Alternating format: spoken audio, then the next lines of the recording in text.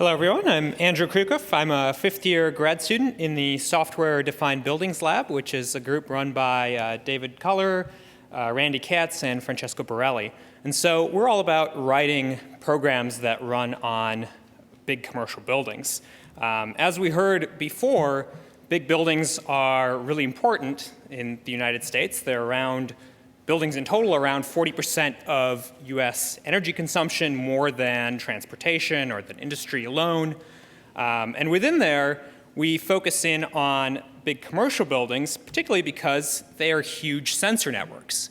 Buildings like the one we're in now, other big buildings on campus, like for example, Starjadai Hall, this is one of our test beds, 140,000 square foot building. And within it, it just contains a wealth of data and control.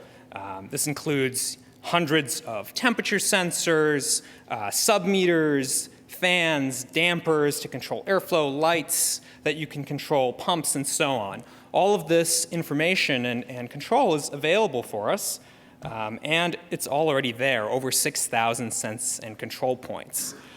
And this isn't just unique to big new buildings like that one which was built in 2009.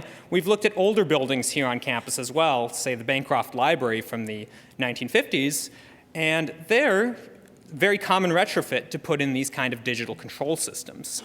In fact, the EIA estimates that around 70% of large buildings already have these kind of digital controls. So with all of this information, all this potential, we can do a lot of very cool things, some of which you've already heard about today, various energy optimizations, like the MPC work that was talked about in CREST, but also things like maybe we can give occupants direct control over their lights or over their temperature in their space. Why is it that we treat buildings as just being static? And then we can do things like detect potential problems in buildings and so on. So lots of cool applications. The big challenge here is portability, that buildings are fundamentally custom designed. So today, the way these applications get installed and run is that they pretty much have to be modified or custom coded from building to building. And this starts with the fact that the architecture of each building is different, the layout and so on, but also things like the ducts and the HVAC systems are unique to each building, and the control systems are unique. This is a Siemens control system. All of these points and all the way that this is interconnected is unique to this particular building. And all the way down to the code that runs in the building that decides how is it that we're going to control the temperature in your room or how fast the fans should spin and so on. All that is custom. So essentially today we're in the kind of assembly language stage of writing apps for buildings.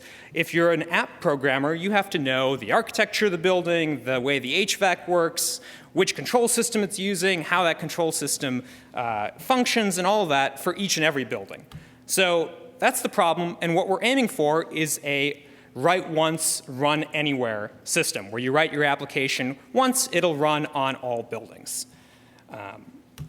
And just a bit of the insight into how we're approaching that, a core piece of it is capturing a model of the functional relationship among the main components within that building. This lets you answer things like, give me all the rooms that are on the top floor of the building near the windows, or which air handling or air conditioning unit is cooling my particular room. So by being able to answer those kind of fuzzy generic queries, you're able to write programs in a general way so that they extrapolate from building to building to building.